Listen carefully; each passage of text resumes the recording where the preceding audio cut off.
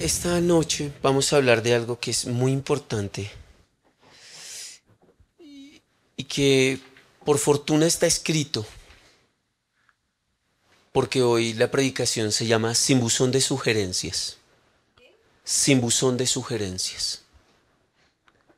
¿Cómo se llama? ¿Las ha visto en las empresas? ¿Las ha visto en los locales?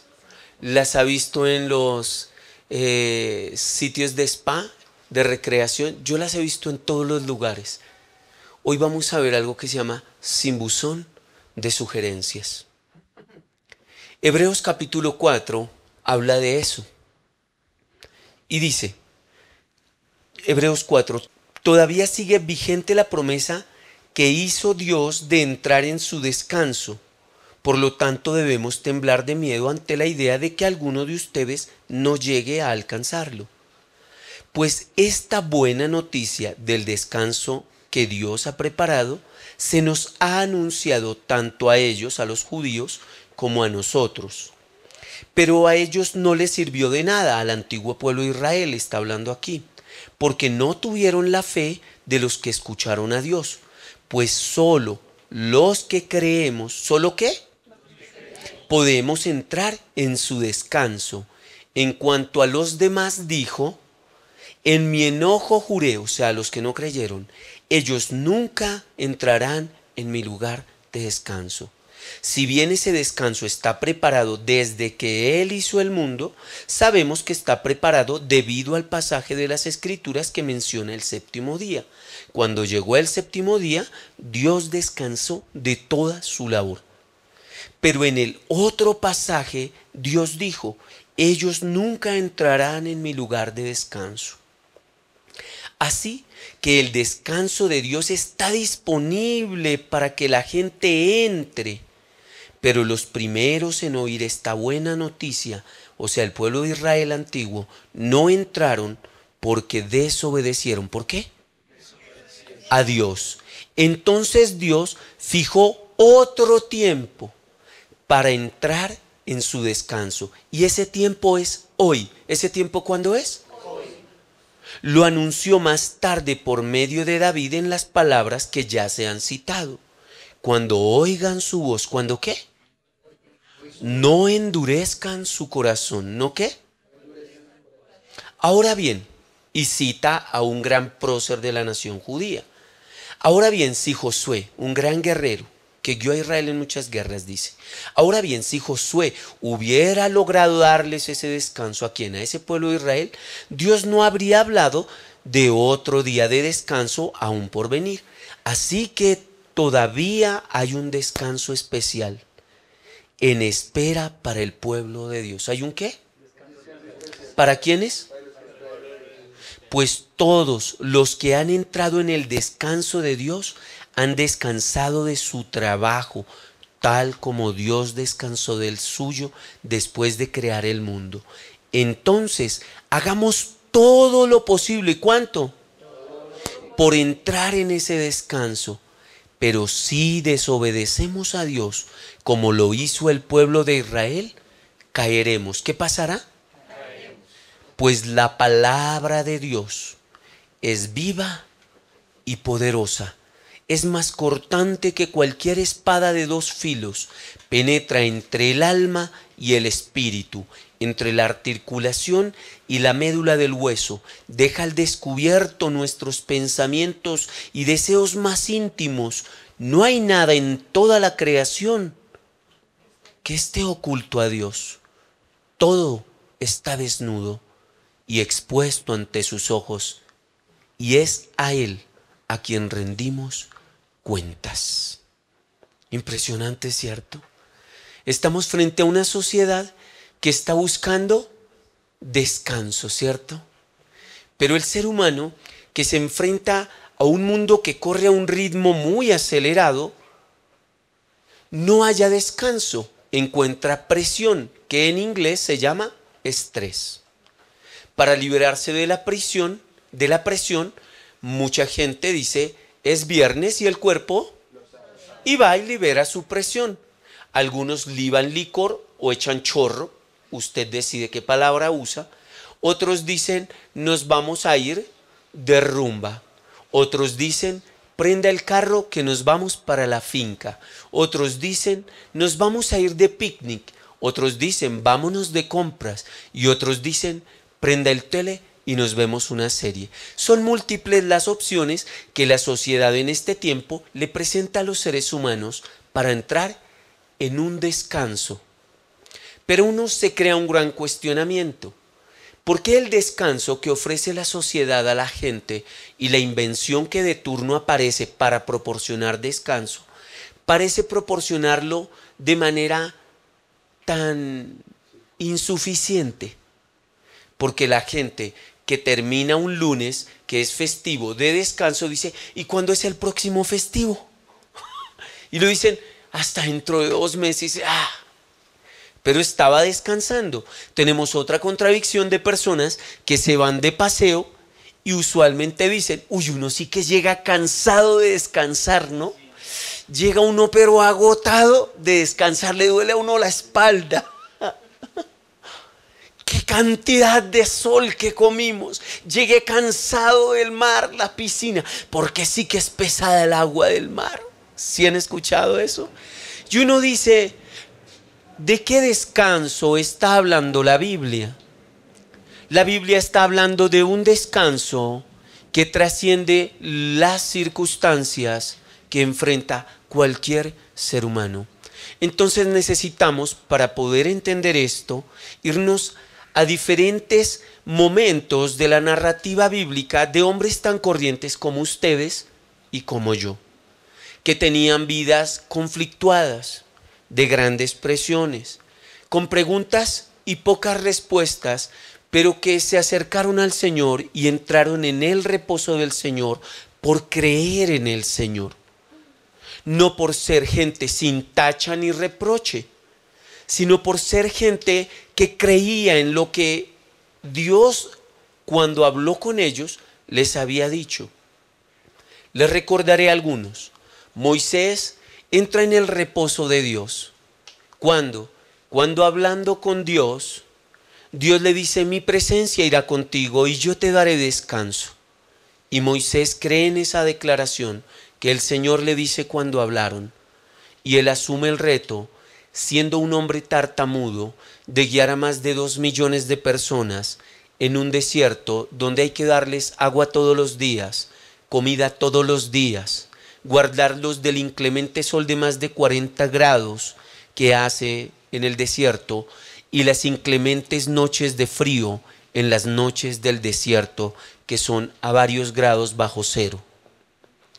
Luego, ese hombre que entra en el reposo de Dios empieza a conocer a Dios y en ese reposo se convierte por causa de Dios en el hombre que sería la insignia de los hombres que viven para hacer la voluntad de Dios.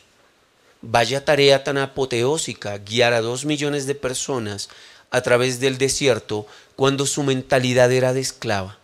400 años tenían de esclavos cuando salieron para vivir como hombres libres. Luego vemos a otro hombre. Ese hombre es David. Es un hombre que ha amado al Señor desde que era un niño. Sirviéndole a Dios, Dios le permite ver las proezas de creer y salir a la lucha en su nombre, no con su habilidad ni con su destreza. Y con la habilidad de Dios en su cuerpo y en su mente, sabiendo que Dios no tiene rival, enfrenta a un hombre experto en la guerra como Goliat. Toma un par de piedras, las mete en una bolsita con una cuerda que es una honda, un arma muy antigua para luchar. Y con ella hace un acertado golpe entre la junta en el casco de Goliat y allí lo derriba para luego decapitarlo. Posterior a eso le emprenderían grandes luchas en su vida, tales como el tener que ser perseguido por el rey al que había ayudado. Ese rey al que había ayudado ahora lo perseguía. Pero él sabía que el Señor es su escudo, el Señor es su alto refugio, el Señor es su espada. ¿Y sabe qué escribe él? El Señor es mi pastor y nada me faltará. Él me guiará, ¿por qué? Por verdes prados. Él servirá una mesa que rebosante. Él servirá una espléndida mesa en presencia de mis enemigos. ¿Para quién? Para mí. Vemos a Jesús siendo perseguido ¿por quién? Por el cuerpo dirigente de la nación, que son ¿quiénes? Los fariseos. Y por quienes habían puesto a los títeres de turno, que eran quienes, los romanos habían puesto a los títeres de los fariseos para que no hubiera tanta rivalidad con Roma. Lo persiguen los romanos y lo persiguen ¿quién? Los fariseos, el cuerpo gobernante. Planean su muerte y no en pocas ocasiones intentan asesinarlo. Pero Jesús sabe esto. El Señor, el que lo ha ungido para dar libertad a los cautivos, para dar vista a los ciegos, para romper las ligaduras del adversario y para anunciar el año agradable del Señor, no permitirá que un día antes ni un día después se dé el cumplimiento de la muerte, pero también resurrección de Cristo. El reposo de Dios no está para los hombres por las circunstancias que enfrentan. El reposo de Dios está para los hombres que creyendo en el Señor se recuestan en el Señor y saben que el Señor es superior a las circunstancias del mundo cambiante, porque el Dios con el que hablan es un Dios eterno. Si tú no le crees al Señor lo que su palabra dice, tal vez no lo crees porque no has leído la palabra del Señor en extensión, sino en parte. En la medida en la que nosotros conocemos, es en la medida en la que nosotros juzgamos. Muchas personas dicen que Dios no existe, que el Señor no es real, y yo tengo para decirle a ellos, yo te entiendo, porque en la medida que conocemos, así juzgamos. Tal vez muchos dicen, no hallo reposo para mi vida, porque donde no tienes reposo necesitas poner las palabras de un Dios que está por encima de las circunstancias. Un día, escuchando hablar a una gran amiga de esta casa, ella decía algo hermoso. Tal vez el médico te dijo, sí, tienes cáncer. Y miras el diagnóstico y los exámenes son reales, tienes cáncer. Tal vez dices, mi vida de juerga y de desorden sexual trajo como consecuencia el SIDA. Y lees los exámenes y sí tienes SIDA. O te llegan las cuentas del banco y miras los documentos y es real. Estás atrasado en cuotas. El dinero no lo logras estirar para cumplir los compromisos. Y es real. Pero yo quiero decirte, es real que venía el ejército de Faraón detrás de esos 2 millones de judíos. Es real que Goliat era un hombre osado y hábil en la batalla. Es real que Jesús era perseguido. Pero es real que el pueblo de Israel, 2 millones y algo más, vieron abrirse el mar en 2 pedazos. Es verdad que cruzaron en seco. Es verdad que David vio caer a Goliat. Y es verdad que Dios consoló a David en la cueva de Adulán cuando el rey a quien defendió lo perseguía. Es verdad que Jesús fue a la cruz, pero es verdad que Jesús resucitó al 3er día. Así que por encima de tu circunstancia, que es verdad, hay una gran verdad. El Señor es Dios para siempre. El Señor puede seguir abriendo el mar en 2. El Señor puede seguir dándote la habilidad si confías en su palabra y no en tu destreza para ver caer el gigante que te aterroriza y que amenaza con quitarte la cabeza, con quitarle la cabeza a tu matrimonio, a tu economía, con dejar huérfanos a tus niños o viudo o viuda a esa casa. Lo sé, el mundo es un lugar hostil. Lo fue hostil para esos hombres que te mencioné y no dejó de serlo para el Rey que lo creó. Dios creó los cielos, la tierra, y cuando su Hijo se encarnó, fue violento también con el Hijo de Dios. El Hijo de Dios padeció, pero el Hijo de Dios resucitó entre los muertos. Aquí no hay urna para reclamaciones. O crees en la palabra de Dios para que se glorifique, porque Dios te traerá a su descanso.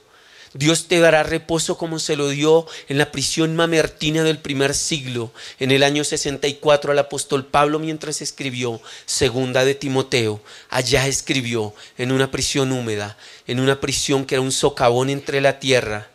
Segunda de Timoteo. ¿Quieres el descanso de Dios? Necesitas las palabras de Dios en tu mente. De otra manera, no importa si tienes plata, no importa si viajas lejos, no importa si te acuestas en tu cama, viajarás lejos y llegarás cansado, te acostarás luego en tu cama para ver alguna serie y en tu mente retumbará un eco que no se apaga. ¿Por qué estoy tan ansioso? ¿Por qué me siento tan triste? ¿Por qué experimento soledad? ¿Por qué mi vida carece de sentido? Porque no te conectaste con un Dios que dice, no entrará en mi descanso el que no cree en mí. Y entonces el mundo lo seguiremos viendo como gira de manera vertiginosa de camino hacia el abismo. Gira y desciende en una espiral donde la sociedad está no cada vez mejor, está cada vez peor. Un abrazo, amigos míos. Vengan, entren en el descanso del Señor. Tomen su palabra, abrácenla. Les regalo una promesa que está para ustedes y para mí. Hace 21 años, leyendo la escritura, la tomé y dije, eso es para mí. Era para un hombre que fue un asesino. Puede ser para un hombre que era un exdrogadicto y un hombre que era un borracho como yo. Un hombre peleonero.